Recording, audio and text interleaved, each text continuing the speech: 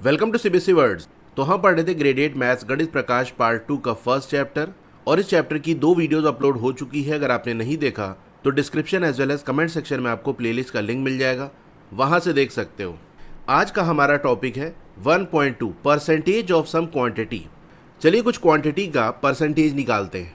Example 1, Madhu and Madhav each ate biscuits of different variety.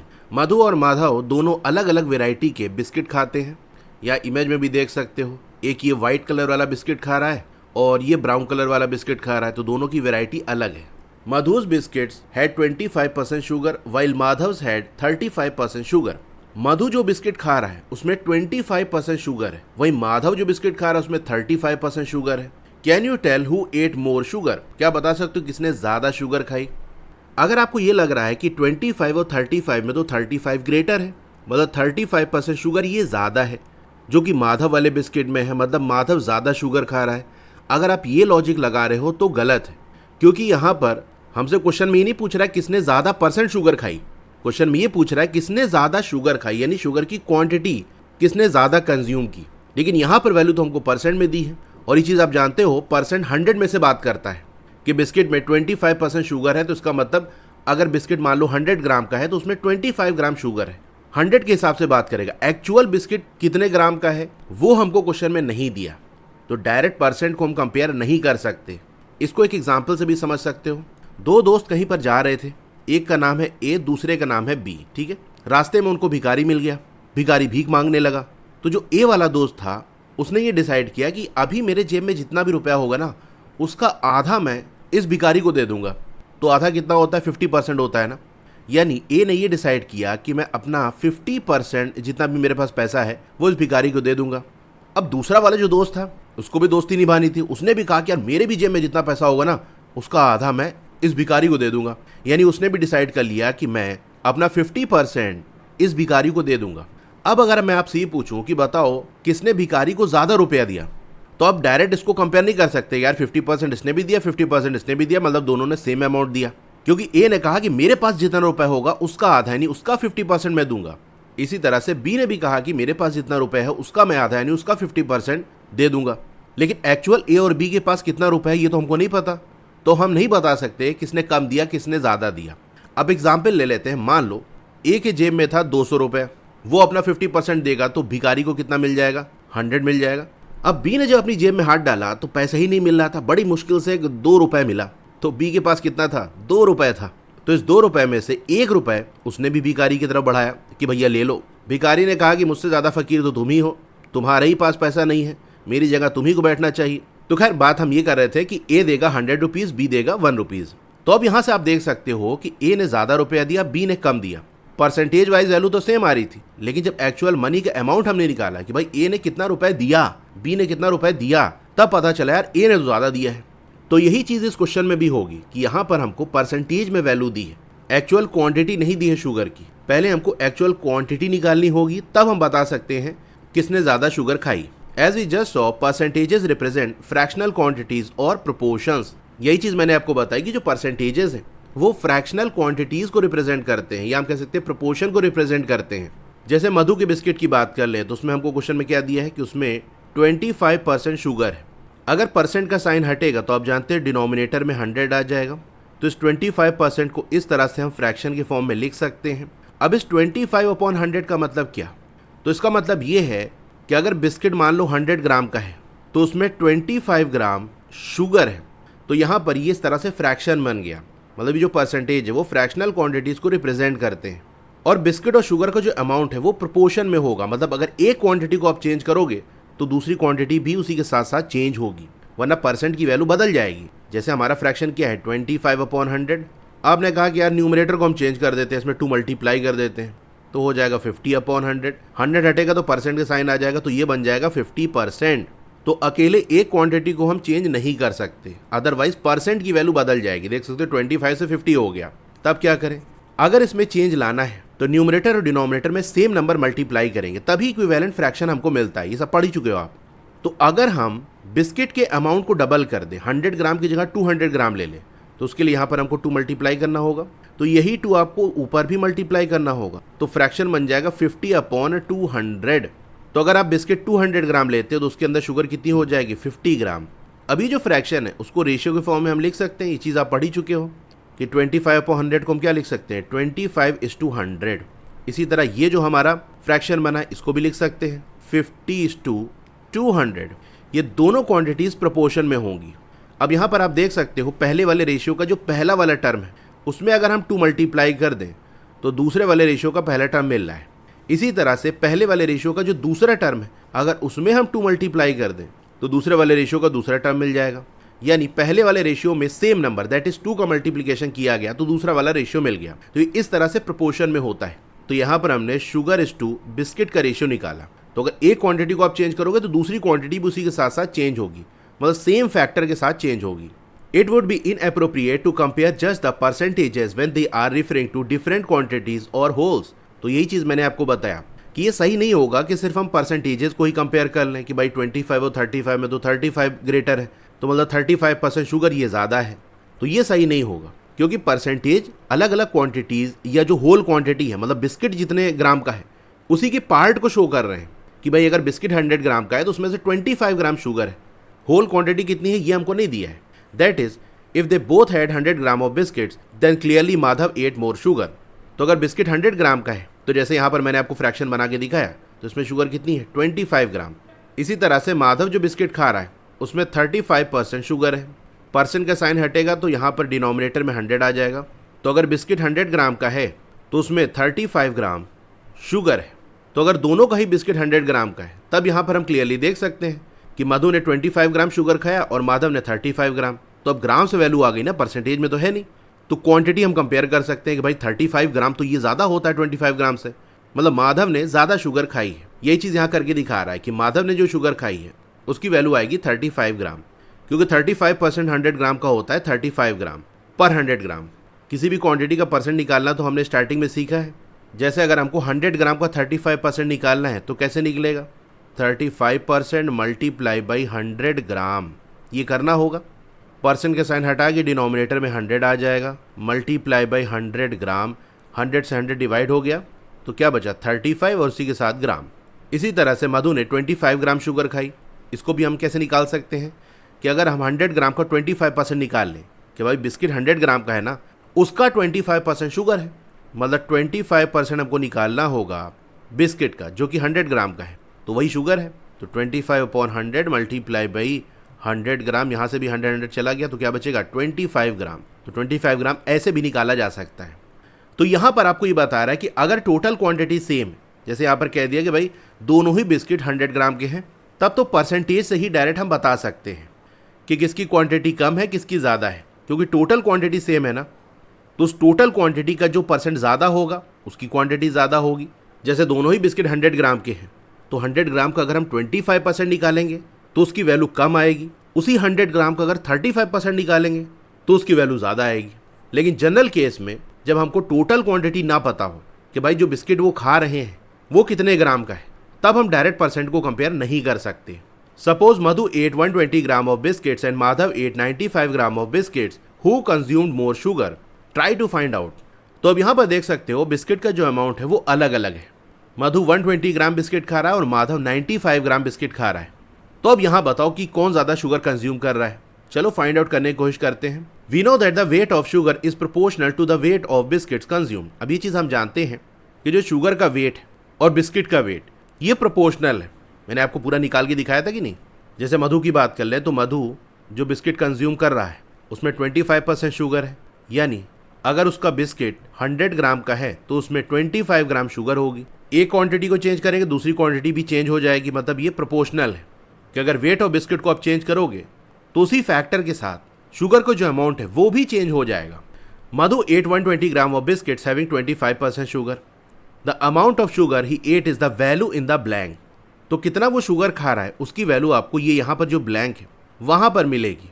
यानी यही जो फ्रैक्शन हमारा है इसको अगर हम रेशियो में लिखना चाहें तो ऐसे लिख सकते हैं 25:100, जहाँ पर 25 क्या है शुगर का वेट है और 100 बिस्किट का वेट है।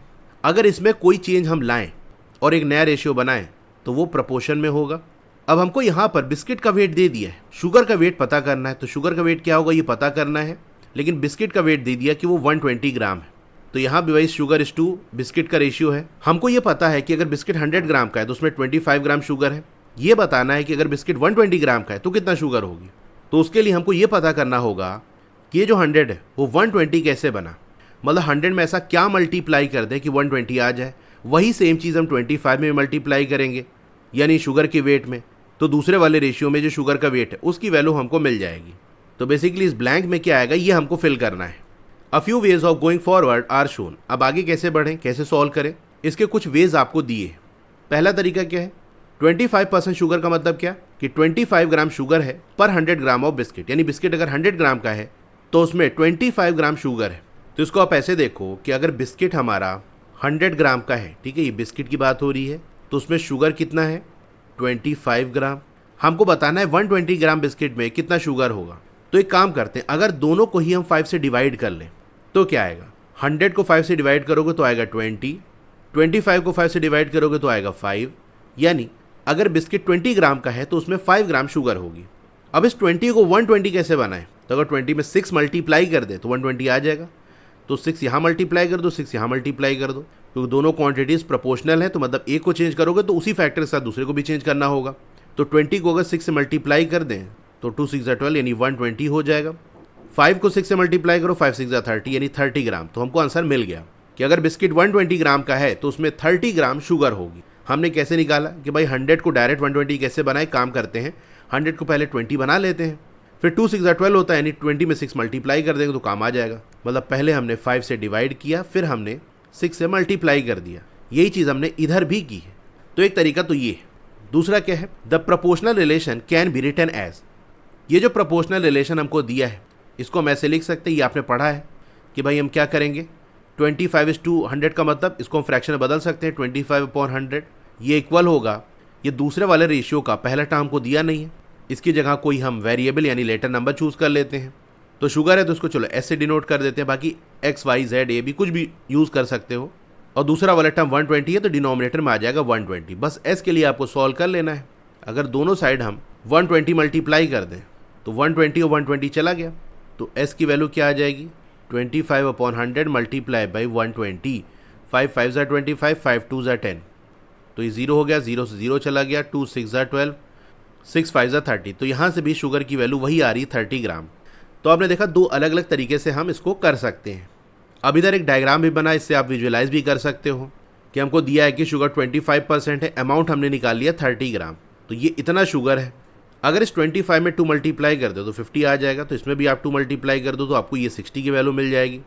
अब देख सकते हो अगर 25% हम चेंज कर रहे हैं तो यहाँ पर 30 ग्राम इंक्रीज़ हो रहा है, तो फिर से अगर 25% हम इंक्रीज़ करेंगे तो फिर से 30 ऐड हो जाएगा, 90 हो जाएगा। फिर से इसमें 25% ऐड करो तो 100% बन जाएगा, तो इसमें 30 ऐड करोगे तो 120 आ जाएगा। तो इस तरह से अलग अलग परसेंटेज की वैल्यू भी हम निकाल सकते हैं। कितना परसेंट अगर शुगर है तो वो कितना ग्राम बनेगा। क्या इसमें से कोई भी मेथड आपकी थिंकिंग को मैच कर रहा है, मतलब जैसा आप सोच रहे थे वैसे ही क्या यहाँ पर कोई मेथड दिया हुआ है, क्या आप सारे ही मेथड को समझ पा रहे हो। तो चलिए पता लगाते हैं कि माधव ने कितना शुगर खाया। He ate 95 gram of biscuits with 35% sugar. तो माधव ने 95 ग्राम बिस्किट खाया जिसके अंदर 35% शुगर थी। मतलब यहाँ पर हमको 95 ग्राम का 35% निकालना होगा, तब शुगर का अमाउंट हमको पता चलेगा। Sometimes the number may not be convenient to calculate using different methods as we did just before. कभी कभी हमको नंबर्स ऐसे नहीं दिए होते जैसे कि हम अलग अलग मेथड से उसे कैलकुलेट कर सकें। मतलब हम कई सारे मेथड क्यों डिस्कस कर रहे हैं, एक ही मेथड डिस्कस कर लेते उसी से कर लेते, लेकिन अलग अलग सिचुएशन में अलग अलग मेथड वर्क करता है। कभी कभी क्वेश्चन में हमको ऐसे नंबर दिए होते हैं जो एक मेथड से सॉल्व नहीं हो पाते या बड़ा मुश्किल से सॉल्व होते हैं, लेकिन दूसरे वाले मेथड से वो बड़ी आसानी से सॉल्व हो जाते हैं। और किसी किसी में इसका उल्टा होता है कि पहला वाला मेथड अच्छा वर्क करता है, दूसरा नहीं वर्क करता।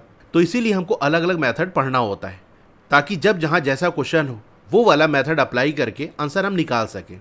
हाँ, तो माधव के केस में क्या दिया हुआ है कि वो जो बिस्किट खा रहा है उसमें 35% शुगर है। 35% का मतलब ये कि अगर बिस्किट 100 ग्राम का है तो उसने 35 ग्राम शुगर खाई, लेकिन बिस्किट तो उसका 95 ग्राम का है। मतलब 95 ग्राम में कितना शुगर होगी ये हमको निकालना है।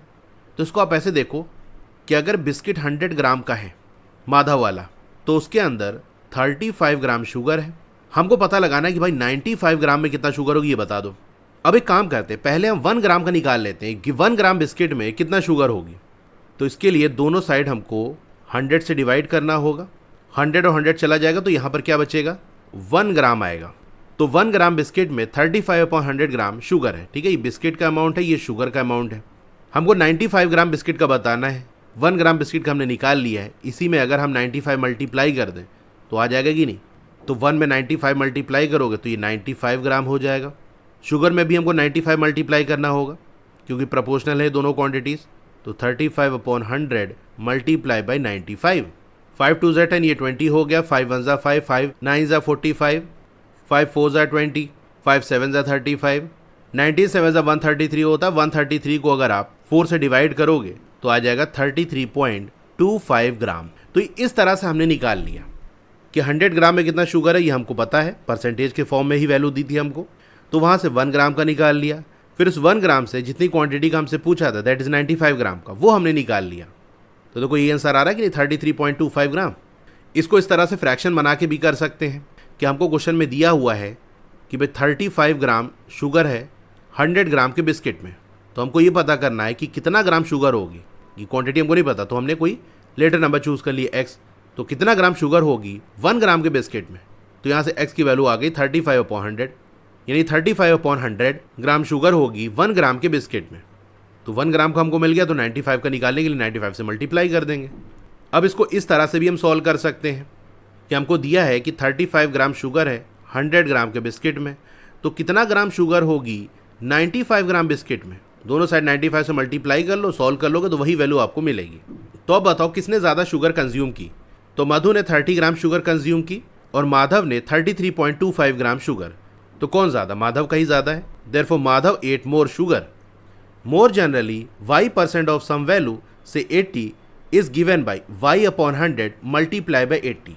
अब जितनी चीज़ें अभी मैंने आपको एक्सप्लेन की, अगर वो ना भी समझ में आया हो तो भी कोई प्रॉब्लम नहीं है।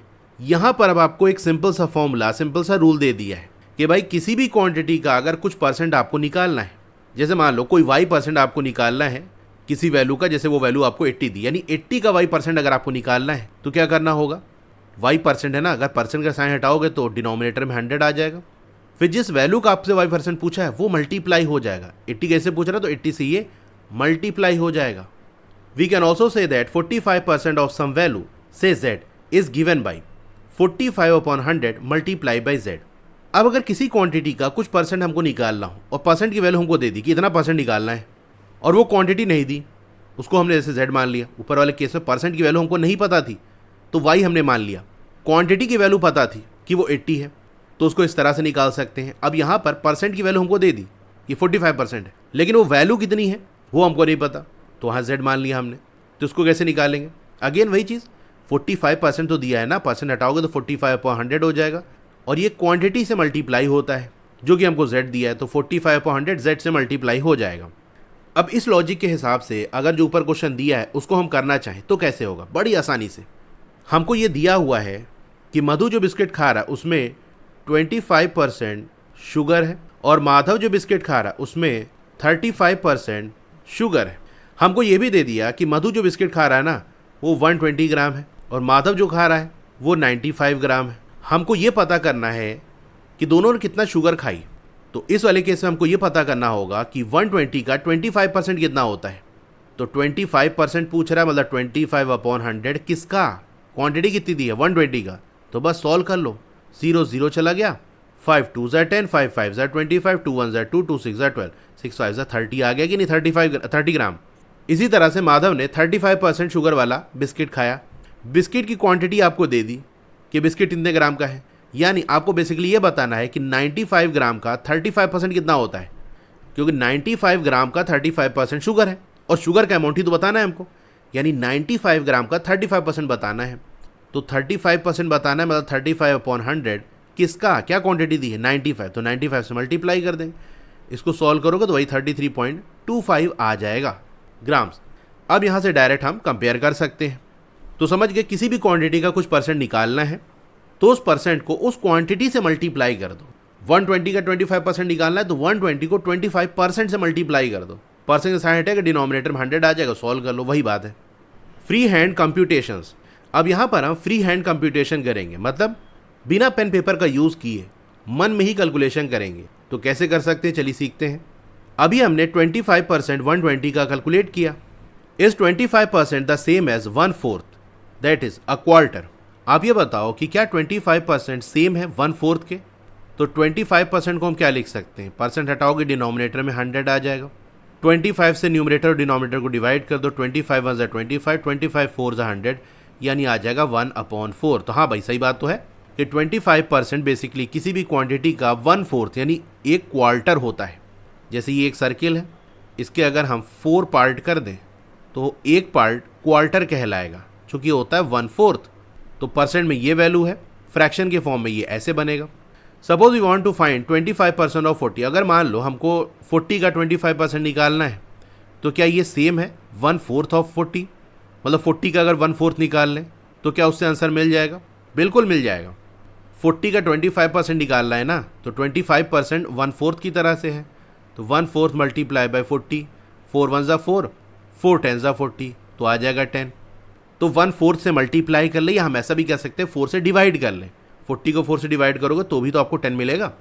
तो मतलब किसी भी क्वांटिटी का अगर हमको 25% निकालना है तो उसको 1/4 से मल्टीप्लाई कर देंगे, या फिर हम ऐसा कह सकते हैं उसको 4 से डिवाइड कर देंगे। या since 25 is 1/4 a quarter of 100, तो ये मैंने आपको सॉल्व करके दिखाया कि 1/4 कैसे आया। देयरफॉर 25% ऑफ 40 क्या हो जाएगा, 25/100 मल्टीप्लाई बाय 40, और 25/100 क्या होता है 1/4 multiply by 40। Try to calculate without using pen and paper the indicated percentages of values shown in the table below। तो बिना पेन पेपर का यूज़ किए अलग अलग वैल्यूज़ के जो परसेंटेजेस है वो आपको निकालने हैं, और आंसर अपना आप टेबल के अंदर लिखो। तो यहाँ ऊपर की तरफ वैल्यू दी है और फर्स्ट वाले कॉलम में परसेंटेज दिया हुआ है। तो जैसे आपको 100 का 25% दिया हुआ है, मतलब ये जो रो है उसमें 25% की वैल्यू निकलेगी अलग अलग वैल्यूज़ की। तो 100 का 25% निकालना है तो यहाँ पर उसकी वैल्यू आएगी। क्या बताया मैंने आपको, 1/4 से मल्टीप्लाई कर देना है, या हम कह सकते हैं 4 से डिवाइड कर देना है। तो 100 को 4 से डिवाइड करो क्या आएगा 25 आएगा। तो 25% निकालने के लिए हम 4 से डिवाइड करेंगे।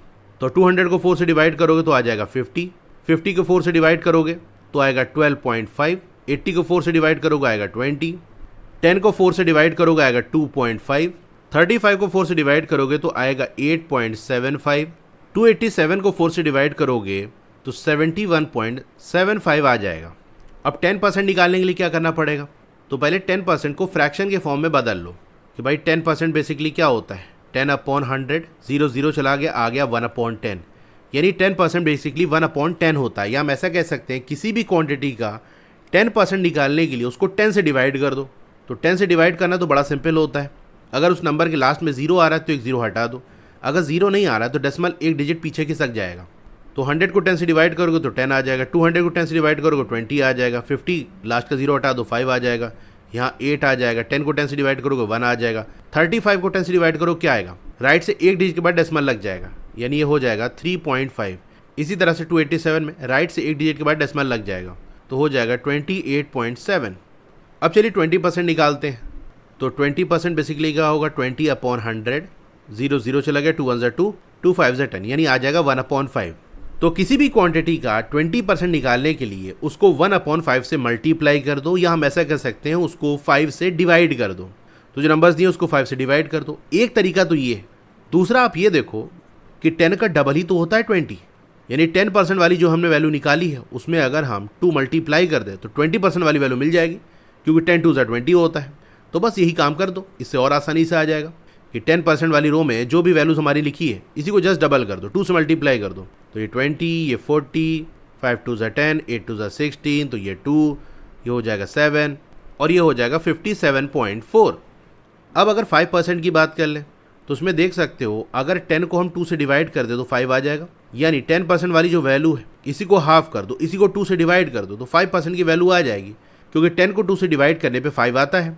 तो 10% की जो वैल्यूज़ उसको 2 से डिवाइड कर देंगे 5% की वैल्यूज़ आ जाएगी।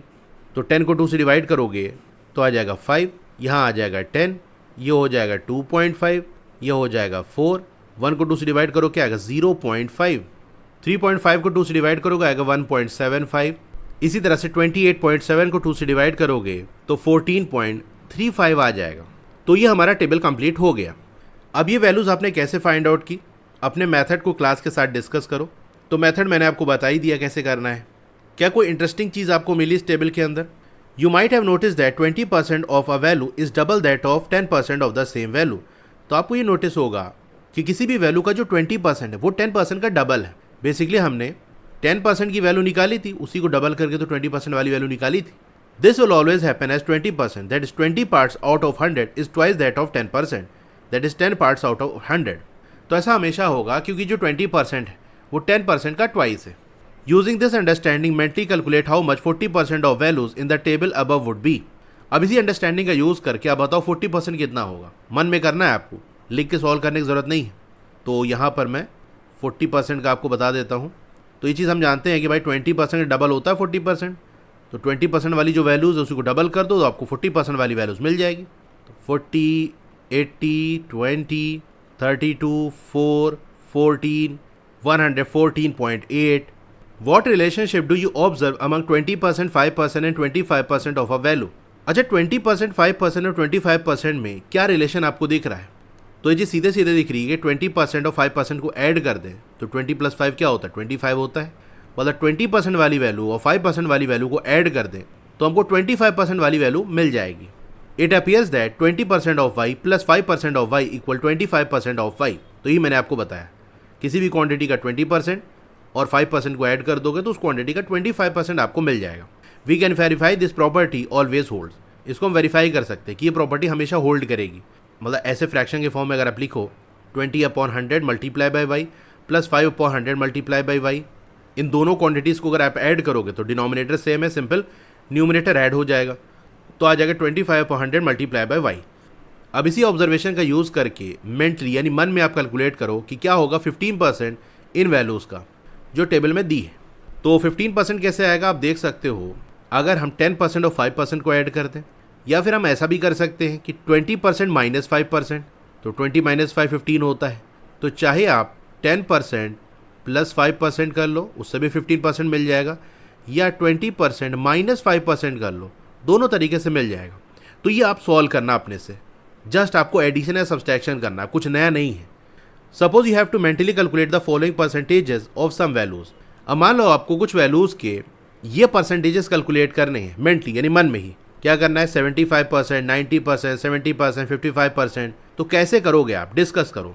तो 75% कैसे निकलेगा, चलिए टेबल में देखते हैं। देखो 25 का 3 टाइम्स होता है 75 ना, मतलब इसी 25% वाली वैल्यू में अगर 3 मल्टीप्लाई कर दे तो 75% वाली वैल्यू मिल जाएगी। एक तरीका तो ये है। दूसरा ऐसा कर सकते हैं 40% हमने निकाल लिया है, इसी में 10%, 20% और 5% भी ऐड कर दे, लेकिन वो काफ़ी लेंदी हो जाएगा, फिर वो मन में नहीं रह जाएगा। मतलब कर भी सकते हो, यहाँ देखो 10, 20, 30 हो गया, 35 हो गया और 40, 75 हो गया। लेकिन ये लास्ट वाले में प्रॉब्लम आ जाएगी, इतने डेसिमल वाले हैं ना तो आपको लिखना ही पड़ जाएगा। तो बेस्ट यही है कि 25% का 3 टाइम्स कर दो तो 75% की वैल्यू मिल जाएगी। या फिर आप ऐसा कर सकते हो कि जो टोटल है वो तो 100% होता है ना, यानी ये जो आप देख रहे हो ये पूरा 100% है, क्योंकि किसी चीज़ का 100% क्या होता है, ये देखो 100% का मतलब क्या, 100/100 जो कि होता है 1। यानी किसी भी क्वांटिटी का 100% निकालना हो तो उसको 1 से मल्टीप्लाई कर दो। अब भैया यहाँ जो लिखे 1 से मल्टीप्लाई करोगे तो यही मिलेगा ना, तो मतलब ये बेसिकली 100% है। अब 100 में से 25 सब्सट्रैक्ट कर दोगे तो आपको 75 मिल जाएगा। तो मतलब इन दोनों का जस्ट आपको सब्सट्रैक्शन कर देना है तो यहाँ से वैल्यू मिल जाएगी। इसको आप ट्राई करना, 2 मेथड मैंने आपको बता दिए हैं और बेस्ट ये रहेगा दोनों से कर लो आप, 25 का 3 टाइम्स कर लो और 100 - 25 करके वहाँ से वेरीफाई भी हो जाएगा कि आपने दोनों केस में सही आंसर निकाला कि नहीं। फिर 90% के लिए भी आप यही कर सकते हो कि भाई 100 में से 10 सब्सट्रैक्ट कर दो। 70% के लिए क्या कर सकते हैं, देखो एक बार आपका 75% निकल गया तो उसी में से 5% सब्सट्रैक्ट कर दो तो 75% आ जाएगा। यहाँ मैं आपको लिखा देता हूँ कि कैसे आपको निकालना है। तो 75% आपको निकलेगा 25% मल्टीप्लाई बाय 3 करके, या फिर 100% माइनस 25% करके। 90% की वैल्यू कैसे निकलेगी, 100% माइनस 10% करके। 70% के लिए ऊपर आप 75% पहले निकाल ही लोगे, इसी में से 5% सब्सट्रैक्ट कर दो। 55% की बात कर लें तो 55% के लिए आप ऐसा कर सकते हो कि पहले आप 50% की वैल्यू निकाल लो, मतलब जो क्वांटिटी दी उसका आधा कर दो, उसमें 5% ऐड कर दो। तो 50% निकालने के लिए इन्हीं क्वांटिटीज़ का हाफ कर दो और फिर उसमें 5% को आप ऐड कर दो। तो ये चीज़ अपने से आप ट्राई कर लेना, क्योंकि मैथ्स बिना प्रैक्टिस के नहीं आती, आपको प्रैक्टिस करना ही पड़ेगा। तो आज के इस टॉपिक में इतना ही। आपको वीडियो अच्छी लगी हो तो लाइक करिए, चैनल पर नए हैं तो सब्सक्राइब करिए, उसके बगल में एक बेल का आइकन होगा उसको दबा के ऑल पे क्लिक कर देंगे तो जब भी नई वीडियो आएगी आपको मैसेज आ जाएगा। मैं एक नया चैनल बनाने वाला हूँ स्पेशली फॉर क्लास 8, उसको भी आप सब्सक्राइब कर लेना, डिस्क्रिप्शन में आपको लिंक मिल जाएगा। मिलते हैं फिर नेक्स्ट वीडियो में। Thank you.